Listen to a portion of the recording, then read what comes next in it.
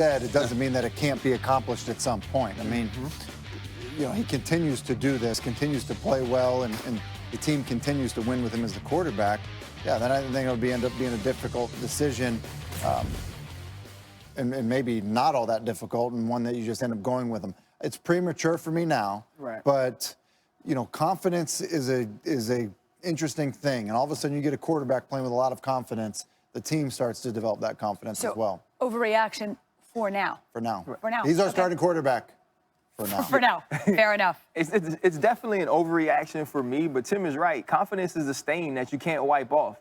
And this guy comes out and he plays this game understanding and knowing that he can accomplish the things this team needs to win. And some of the knocks on Gardner Minshew, not being necessarily tall enough, not the elite arm strength. We're seeing guys play in this league because they understand defenses, they understand scheme, they can anticipate throws, they can also get out of the pocket and make plays with their legs and find people downfield. Gardner Minshew has shown those things. He's also kind of showed us that he's a winner. Right, he wins two of the last starts he's had, and he's made plays for his teams to be in position to win every game he played in. Because remember, in Houston, they go for two to try to win the game with the run to Leonard Fournette because he drives them for a score. This kid has the goods, and at least in Jacksonville you have a great backup to Nick Foles. Yeah, it's an overreaction, and I agree with everything you guys said. But listen, they gave Nick Foles $22 million a year to come in and be their quarterback. 50 guaranteed, right? And Nick, yes, but at the same time, Nick won that team over in the locker room as well. And Gardner Minshew has, listen, when they name Minshew the backup quarterback and they think they're a playoff caliber team, he's a 6th-round draft pick. That tells you something that they thought about Gardner Minshew by making him the backup to Nick Foles. And Foles was injured in the first half of the first game, so Minshew hasn't dominated, but we know that this week to week, if this continues, it continues to roll. Yeah, I mean, course. I think if you watch him, at least until this week, Gardner Minshew has been more Baker Mayfield, at least the Baker Mayfield I expected to see, than Baker Mayfield has. You look at Gardner Minshew, you compare him to Kyler Murray, or even a little bit we saw of Dwayne Haskins. Other than Daniel Jones, when you look at the young rookies, this guy has outplayed them all, both preseason and in his regular season starts. And that has to be a good feeling when you draft a guy, a team can believe in him, and he can step right in and make you a team that competes in this league. And the irony of it, but it still connects up to his success, is that he almost cut short his college career to go be a coach and the 3rd-string quarterback at Alabama to begin his coaching career. That's his command of the game in terms of his understanding. It says a lot about his understanding, yeah. Exactly. Plus, that's like a bumper sticker. Confidence is a stain. Would you say confidence is a stain you can't wipe off? There was a great philosopher. T-shirt. It's a great philosopher from New Orleans named Dwayne Carter. We know him well as Lil Wayne. Okay, and that's all right. I like it. Well, I feel like it should be a bumper sticker also. You didn't need to tell her that was Lil Wayne's name. Wait, I know Lil Wayne. You knew that. Yeah, I did. Okay.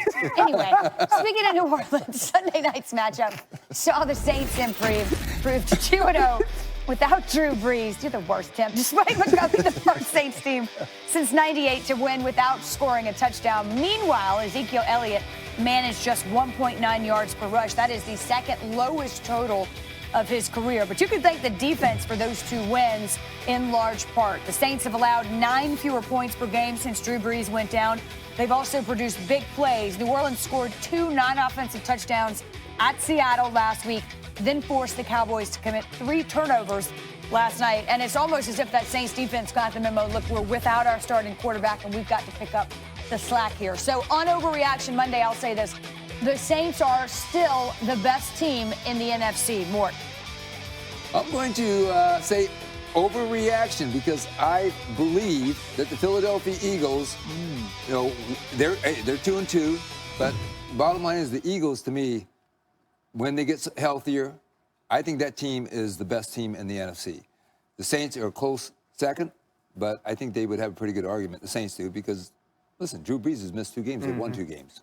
Yeah, and for that reason, it's not an overreaction for me. Prior to this year, when they haven't had Drew Brees and he's been a member of their team, they've been, I think, 0-4. They hadn't won a game without him is the point. And so, to go on the road and beat the Seahawks, and then to beat the Dallas Cowboys, who I think are a very good team, they kind of play differently offensively. I mean, they look different on offense than they do just in terms of how, they're calling plays.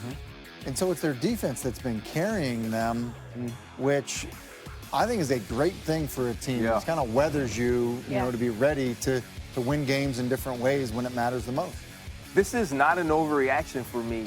This team, when you look at losing Drew Brees and facing a road game in Seattle and having to play the Cowboys at home with the way that they were playing with the backup quarterback, I know a lot of people think to themselves, okay, that's 0-2. You try to right the ship after that and hold on until Drew Brees is back. Defensively, they played extremely well. They've played well on special teams, creating scores there.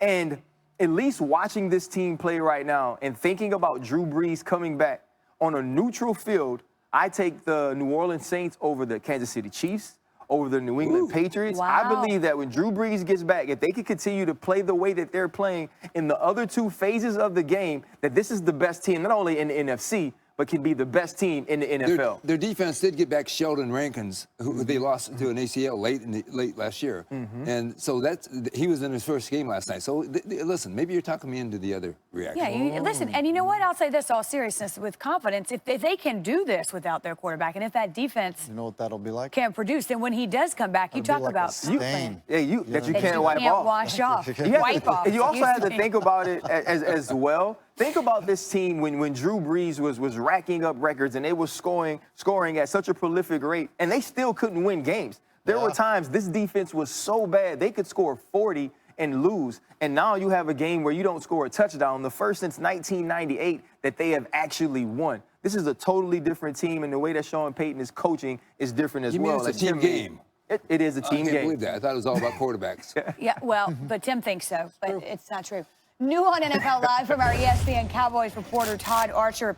The Cowboys did receive a piece of good news on Monday on the injury suffered by left tackle Tyron Smith. While it is a high right ankle sprain, he says it doesn't look like it's as severe as they initially thought, according to a source. And while his availability for this week's game against the Green Bay Packers is still unknown, it doesn't look to be a major sprain of the ligament that could keep him out for a long period of time, which is good because, Mort, as you know, those high ankle sprains are really tricky and they do linger. I have one right now.